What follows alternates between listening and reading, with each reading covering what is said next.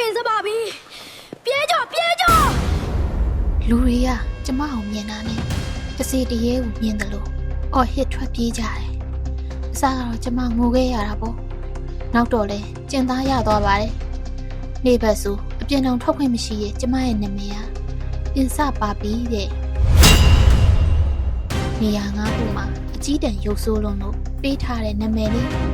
ဒါပေမဲ့ကျမမှာဘယ်သူမှမသိတဲ့ဘယ်မင်းမလားလေးစီမမှမရှိတဲ့ထူးခြားတဲ့အစွမ်းတစ်ခုရှိနေအဲဒီအစွမ်းကြောင့်ပဲတိုင်းပြည်အုပ်ချုပ်တဲ့ရှင်ဘုရင်ကကျမကိုအယူအမှုချစ်သွားခဲ့တယ်ဒါပေမဲ့အဲ့ဒီအစွမ်းကပဲကျမကိုပင်မင်းစီခေါ်သွားလိမ့်မယ်တိုင်းပြည်နှစ်ခုကိုသွေးချောင်းစီစစ်ဖြစ်စေလိမ့်မယ်လို့ကျမမထင်ထားခဲ့ဘူးဒါဟာအပြစ်တင်စကားတစ်ခွန်းကြောင့်ကျိန်စာသိမ့်ခဲ့ရတဲ့ကျမရဲ့မယုံနိုင်စရာဘဝဇာတ်ကြောင်းပါပဲ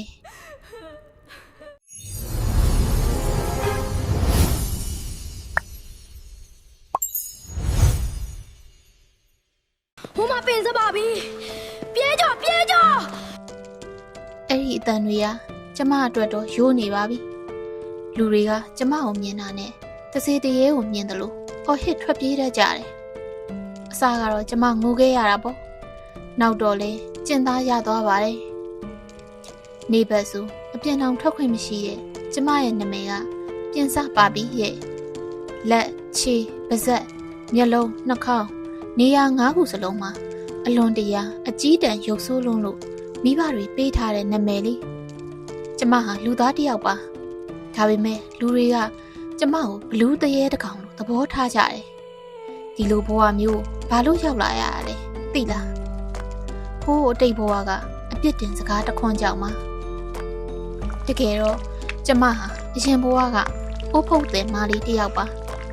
ဒီနေ့ဝမ်းရည်အတွက်ပင်ပန်းပြီးစိတ်တူနေတဲ့အချိန်မှာရဟန်းတစ်ပါးကအိမ်ရှိကိုဆုံးခံကြွလာတယ်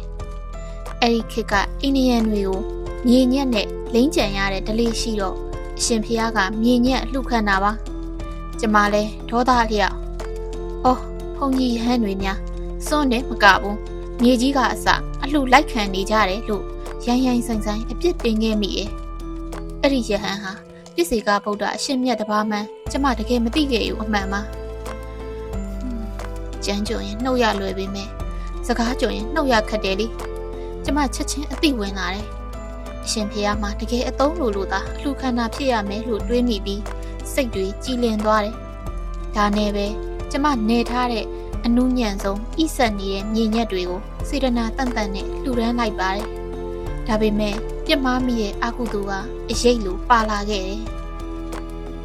အဲ့ဒီကုသိုလ်နဲ့အကုသိုလ်အကျိုးပေးနှစ်ခုဟာဒီဘဝမှာလာဆောင်ကြပါတော့တယ်ကျမရဲ့ရုပ်ရည်က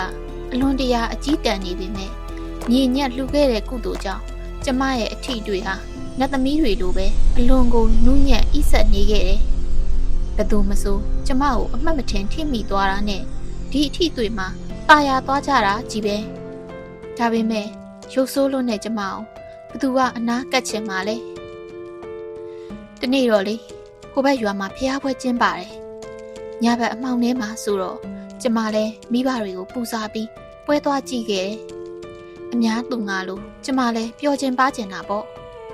ပွဲကြည့်ပြီးလို့အိမ်ပြန်လန်းမှောင်မဲနေတဲ့လမ်းလေးထဲမှာပေါ့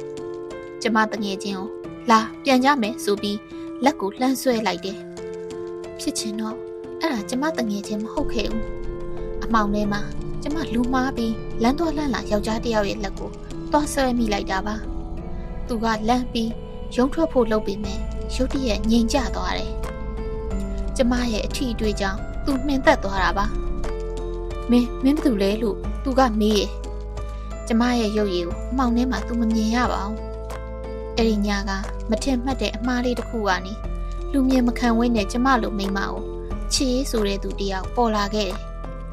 သူဘယ်သူလဲဘဲကလဲကျမမသိဘူးသိဖို့လည်းမကြိုးစားခဲ့ဘူးညတိုင်းအမှောင်ကျမှသာလာတွေ့တတ်တဲ့အဲ့ဒီလူကိုကျမသိချစ်ခဲ့တယ်သူကကျမကိုလက်ထပ်မဲတဲ့မိဘတွေကလည်းသမီးပြောဖို့ဆိုပြီးသဘောတူခဲ့ကြတယ်ဒါပေမဲ့မိုးမလင်းခင်အမြဲပြန်ထွက်သွားတတ်တဲ့ကျမရဲ့ယောက်ျားဟာဘယ်သူလဲဒီနေ့မှသူယူလာပေးမဲ့ပစ္စည်းတစ်ခုဟာ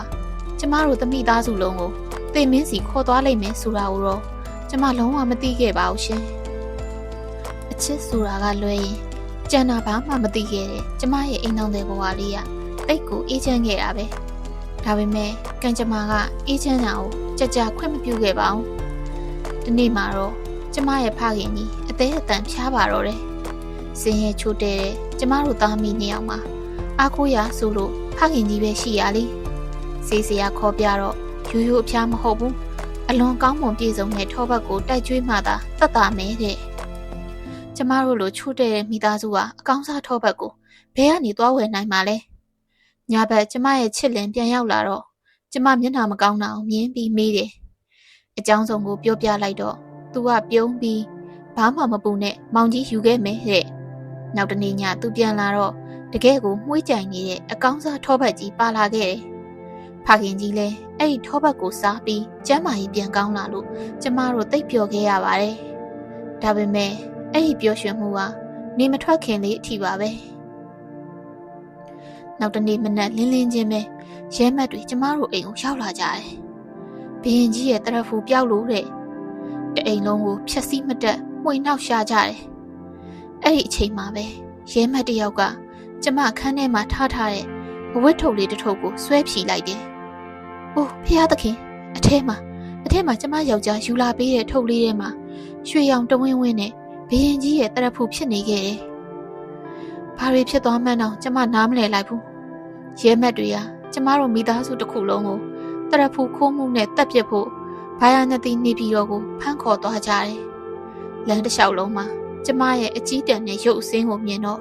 လူတွေကဝိုင်းပြီးနှာခေါင်းရှုံးကြတယ်။ယွန်ရှာကြတယ်။အသက်ခံရမှတဲ့လူတွေရဲ့အကြည့်တွေကြောင့်ကျမအရန်ကိုရှက်ပြီးမြေရှိုးပြီးတော့သွားကျင်တော့တယ်။ဘုရင်ကြီးရဲ့ရှေ့တော်မှောက်ကိုရောက်တော့မင်းကြီးကဘာကြောင့်ခိုးတာလဲလို့စစ်ဆေးတယ်။ကျမတို့တကယ်မသိပါဘူး။ကျမလင်ယောက်ျားယူလာတာပါလို့ဖြေတော့ကောင်းပြီမင်းလင်ကဘာတူလဲလို့ထပ်မေးတယ်။ကျမဖြေစရာစကားပျောက်သွားတယ်။သူကညဘက်ပဲလာတာလေ။သူ့မျက်နှာကိုတော့တိတိကျကျမြင်မှုတော့မဟုတ်ဘူး။ကျမမသိပါဘူး။သူ့ကိုကိုဟိုဟာလို့ပဲခေါ်တာပါလို့ဖြေလိုက်တော့တနန်းတော်လုံးကြောင်သွားကြတယ်။အဲ့ဒီချိန်မှာပဲဘုရင်ကြီးကအေးဟုတ်ပြီမင်းလည်းဘာတူလဲသိဖို့နီလန်ရှာရမယ်လို့အမိန့်ပေးလိုက်တယ်။အဲ့ဒီနီလန်ကဘာလဲသိလား။ကျမရဲ့အထီးတွေပါ။နောက်တနေ့မနက်မှာကျမကိုပဝါနဲ့꿰ထားပြီးတိုင်းသူပြည်သားလူလင်တွေကိုတယောက်ချင်းစီလာပြီးလက်ချင်းထိခိုင်းနေထိမိရဲ့လူလင်တိုင်းကကျမကိုအယူမှုချစ်သွားကြတာပဲဖတ်တင်နေဘသူမှကျမယောက်ျားမဟုတ်ဘူးမဟုတ်ပါဘူးသူလည်းမဟုတ်ပါဘူးတဲ့တယောက်ပြီးတယောက်လူတွေသာကုံသွားတယ်ကျမရဲ့လင်ယောက်ျားကိုမတွေ့ရသေးဘူးနောက်ဆုံးတယောက်တည်းပဲကြံမာတော့တယ်အဲ့ဒါကဘုရင်ကြီးကိုယ်တိုင်မှာပဲဘုရင်ကြီးရဲ့လက်နဲ့ကျမလက်အထိကျမအော်ဟစ်လိုက်မိရဲ့တွေ့ပြီအဲ့ဒါကျမရဲ့ချစ်လင်ပဲတခိုးမိပါပြီရှင်လို့အော်လိုက်မိရဲ့ပဝါကိုဆွဲဖွင့်လိုက်တော့အိုးဖျားကြီးပြုံးနေတဲ့ဘုရင်ကြီးဟုတ်ပါတယ်ညတိုင်းအမှောင်ထဲမှာကျမစီလာခဲ့တဲ့ချစ်သူဟာဘာယာနတိပြည့်ရှင်မင်းတရားကြီးကိုယ်တိုင်ဖြစ်နေခဲ့ပါတယ်ကျမရဲ့အတွေ့အထိကိုဆွဲလန်းလွန်းလို့တမင်ဖန်တီးပြီးနန်းတော်ပေါ်ခေါ်ယူခဲ့တာပါအဲ့ဒီနေရာစားပြီးရုပ်အဆိုးဆုံးပြင်ဆပါပြီးဆိုတဲ့ကျမဟာတိုင်းပြည်ရဲ့အချစ်ဆုံးမိဖုရားကြီးဖြစ်လာခဲ့ပါတော့တယ်ဒါပေမဲ့အဲ့ဒီလိုမိဖုရားကြီးဖြစ်လာတာကပဲမနာလိုဝင်တိုမှုတွေလောက်ကျန်မှုတွေနဲ့တိုင်းပြည်နှစ်ခုကိုစစ်ဖြစ်လူနှီးပါဖြစ်စေမဲ့မုံတိုင်းတစ်ခုရဲ့အစဆိုတာကိုတော့ဘာနတိပြည့်ရှင်မင်းကြီးရဲ့အချစ်ဆုံးမိဖုရားကြီးဖြစ်လာတော့ကျမဘဝကနတ်ပြည်ရောက်သွားသလိုပါပဲမင်းကြီးကကျမကိုအယူမှုဆွဲလန်းလွန်းလို့ကျမအဆောင်ကိုပဲအမြဲလာတယ်တခြားမိဖုရားတွေစီလှည့်တောင်မကြည့်တော့ဘူးမူးမတ်တွေဆိုရင်လည်းကျမကိုမျက်နှာလိုမျက်နှာရလောက်ကြလွန်းလို့သူတို့ရဲ့အင်သူတထားတွေကိုတော့မေ့နေကြတဲ့အထိပဲဒါပေမဲ့လေမိမတွေရဲ့မနာလိုဝင်တိုမှုဆိုတာတိတ်ကြောက်စရာကောင်းပါတယ်ကျမအပေါ်မကျေနပ်ကြတဲ့မိဖုရားတွေရဲ့မူးမတ်ကတော်တွေပေါင်းပြီးကျမကိုနန်းတော်တွေကနေဖယ်ထုတ်ဖို့အကွက်ကြကြံစီကြပါတော့တယ်တညကျမထူးထူးခြားခြားအိမ်မက်တစ်ခုမှတ်တယ်အိမ်မက်ထဲမှာကျမကဘုရင်ကြီးရဲ့မင်္ဂလာဆင်ဖြူတော်ကြီးကိုစီးလို့ကောင်းငင်ကနေနဲ့လာကိုလက်နှစ်ဖက်နဲ့လှမ်းကင်ထားရတယ်တဲ့ တကယ်တော့အဲ့ဒီအိမ်မက်ကကျမဟာဘရင်နှစ်ပါးရဲ့မိဖုရားဖြစ်ရမယ်ဆိုတဲ့ကောင်းမြတ်တဲ့နမိတ်ပါဒါပေမဲ့ဟိုမိန်းမတွေကဒီအိမ်မက်ကိုအသုံးချသွားကြတယ်နမိတ်ဖက်မဲ့ပုံနာကိုရွှေငွေတွေအများကြီးပေးပြီးလက်ထိုးလိုက်ကြတယ်ပြီးတော့ဘရင်ကြီးရှေ့မှာပုံနာကလိမ့်လဲပြီးနမိတ်ဖက်ပါတော့တယ်အရှင်မင်းကြီးဒီမိန်းမရုပ်ဟာမင်္ဂလာစင်ဖြူကိုစီးတယ်ဆိုတာမင်းကြီးကိုခြေနဲ့နဲမဲ့သဘောပါနေနဲ့လာကိုကိုင်နေဆိုတာကတခြားတိုင်းတစ်ပါးကရန်သူဘရင်ကိုခေါ်ပြီးမင်းကြီးကိုတစ္ဆာဖောင်းမဲ့နမိတ်ပါတယ်ဖေရတဲ့ကျမလိုအကြီးတန်းမှလေးခမညာမြေနေရန်လှန်ဆိုင်ခံလိုက်ရပါပြီဘရင်ကြီးဟာအမျက်ဒေါသအလွန်ထွက်သွားပါတယ်ဒါပေမဲ့ကျမကိုတိတ်ချစ်လွန်းတော့မတက်ရဘူးလေဒါနဲ့ပဲဝါဖောင်တစ်ခုပေါ်ကျမကိုတင်းပြီးကြမ်းတမ်းလာတဲ့မြစ်ပြင်ကြီးရဲ့ကိုအရှင်လက်လက်မျှောချလိုက်ပါတော့တယ်ကဲကြပါအောင်ကျမမသိပါဘူးကျမမှာအပြစ်မရှိပါဘူးလို့အော်ဟစ်ငိုယိုရင်းကျမမြစ်ပြင်ကျဲကြီးရဲ့တယောက်တည်းမျောပါသွားခဲ့ရတယ်ဘလောက်ကြောင်မျောသွားလဲမသိဘူးကန်းဆက်တစ်ခုကိုရောက်တော့လူလင်နှစ်ယောက်ရေချိုးနေတာကိုလှမ်းမြင်လိုက်ရတယ်ကျမလည်းအသက်လှူပြီးအော်ခေါ်လိုက်တယ်သူတို့ကဖောင်ကိုကန့်ကပ်ပေးကြပါတယ်ဒါပေမဲ့ကျမရဲ့ရုပ်စင်းကိုမြင်ရောနှစ်ယောက်စလုံးနှာခေါင်းရှုံပြီးနောက်ဆုတ်သွားကြတယ်ကျမလည်းမခံချင်းစိတ်နဲ့ငါဘသူလို့ထင်လို့လဲငါဟာဘာရနတိပြည့်ရှင်ရဲ့မိဖုရားကြီးပြင်ဆပါပြီပဲလို့ပြောလိုက်တော့သူတို့ကလှောင်ရီကြတယ်သတင်းတော့ကြားဘူးပါတယ်ဒါပေမဲ့ဒီလောက်ရုပ်ဆိုးတဲ့မိမကိုဘရင်ကမိဖုရားမြောက်เสียအကြောင်းမရှိဘူးတဲ့အဲ့ဒီတော့ကျမကမယုံရင်ကျမလက်ကိုလာထိကြည့်စမ်းပါလို့ပြောလိုက်တယ်သူလည်းနှစ်ယောက်ထဲကတစ်ယောက်ကကျမလက်ကိုလှမ်းကင်လိုက်တယ်။အိုးထိလိုက်တာနဲ့တပြိုင်နက်တည်းအဲ့ဒီလူလင်ဟာကျမကိုအယူမူချစ်သွားပါတော့တယ်။ဖြစ်ချင်တော့အဲ့ဒီလူလင်ဟာတမန်လူမဟုတ်ခဲ့ဘူး။သူဟာအင်းကြီးချင်းတိုင်းပြည်တစ်ခုရဲ့အရှင်သခင်ရှင်ဘုရင်တစ်ပါးဖြစ်နေခဲ့ပါတယ်။ကျမရဲ့အထီးအတွေ့ကြောင့်သတိလွတ်သွားတဲ့အဲ့ဒီဒုတိယဘုရင်ကြီးဟာကျမကိုနန်းတော်ခေါ်သွားပြီးအချစ်ဆုံးမိဖုရားကြီးအဖြစ်ထပ်ပြီးတင်မြှောက်လိုက်ပြန်ရောကျမဒုတိယအကြိမ်မိဖုရားပြန်ဖြစ်သွားတဲ့အချိန်မှာပဲဘာယာနတီကကျမရဲ့ပထမလင်းတော်မောင်ဘုရင်ကြီးဟာမိဖုရားတွေကြောက်ချတဲ့အဖြစ်မှန်ကိုသိသွားခဲ့ပါပြီ။သူသိချရတဲ့ပြင်စားပါပြီးတခြားဘုရင်တစ်ပါးရဲ့လက်ထဲရောက်သွားပြီဆိုတာကိုကြားရောနောင်နာတွေဒေါသတွေနဲ့ဘာယာနတီဘုရင်ကြီးကတပ်မတော်ကြီးကိုဦးဆောင်ပြီးကျမရှိရာတိုင်းပြည်စီကိုစစ်ချီလာပါတော့တယ်။ကျမဆိုတဲ့ရိုးဆူဆူမိန်းမတစ်ယောက်အတွက်တိုင်းပြည်နှစ်ခုသွေးချောင်းစီစစ်ပွဲကြီးဖြစ်ဖို့အချိန်ပိုင်းပဲလိုပါတော့တယ်ရှင်။ဘာယာနတီဘုရင်ကြီးရဲ့တပ်မတော်ကြီးကကျမတို့တိုင်းပြည်နယ်စပ်ကိုရောက်လာပါပြီ။ကျမကိုကြောက်ချခဲ့တဲ့မိဖုရားတွေရဲ့အကြံအစီကိုသိသွားတဲ့ချိန်မှာဘုရင်ကြီးဟာနောင်နာတရားနဲ့အတူဒေါသတွေအလိမ့်လိုက်ထွက်နေခဲ့တာပါ။ဘာယာနတီဘုရင်ကကျမရဲ့ဒုတိယလင်းတော်မောင်စီကိုရာဇသန်စားတဲ့ဆောင်ပို့လိုက်ပါတယ်။ငါရဲ့မိဖုရားကိုပြန်ပေးမလားဒါမှမဟုတ်စစ်တိုင်မလားတဲ့ဒီဘက်ကကျမကိုအသက်ထက်မကချစ်နေတဲ့ဒုတိယဘုရင်ကြီးကလည်းလုံးဝအလျှော့မပေးပါဘူးမိဖုရားကိုတော့အသေးခံပြီးကာကွယ်မယ်လုံးဝပြန်မပေးနိုင်ဘူးစစ်သားချီခဲ့ပြီတော့လို့ပြက်ပြက်သားသားအကြောင်းပြန်လိုက်ပါတယ်။အိုးဖုရားကြီးကျမလိုအကြီးတန်းနဲ့မိန်းမတစ်ယောက်အတွက်နဲ့တောင်းနဲ့ချီရဲ့ပြည်သူတွေစစ်သည်တွေသွေးချောင်စီးကြတော့မယ်ကျမအရန်ကိုကြောက်လန့်ပြီးဘာလို့ရမှန်းမသိအောင်ဖြစ်ခဲ့ရပါတယ်စစ်ပွဲကြီးစတင်မှုဓားတွေဆွဲထုတ်လိုက်တဲ့အချိန်မှာပဲနှစ်ဖက်စလုံးကပညာရှိမူးမတ်ကြီးတွေရှေ့ထွက်လာကြပါတယ်သူတို့ကဘရင်နှစ်ပါးစလုံးကိုရှောက်တင်ကြတယ်အရှင်မင်းမြတ်တို့မိန်းမတစ်ယောက်အတွက်နဲ့တိုင်းပြည်နှစ်ခုစစ်ဖြစ်ပြီးသွေးချောင်းစီးမယ်ဆိုတာဟာမသင့်တော်ပါဘူးတမိုင်းမှာလည်းအမဲဆက်ထင်ကြံရနိုင်ပါလိမ့်မယ်ဒါကြောင့်စစ်မထိုးပဲနှစ်ဖက်ညီမျှအောင်စေ့စပ်ဆွေးနွေးကြပါလို့အကြံပြုကြပါတယ်မူးမတ်တွေရဲ့ဉာဏ်ပညာကြောင့်ပဲဘုရင်နှစ်ပါးစလုံးဒေါသတွေပြေလျော့သွားပြီးသဘောတူညီချက်တစ်ခုကိုရခဲ့ကြပါတယ်အဲဒီသဘောတူညီချက်ကတော့ကျမကိုဘုရင်နှစ်ပါးစလုံးကဝေစုခွဲယူဖို့ပါပဲ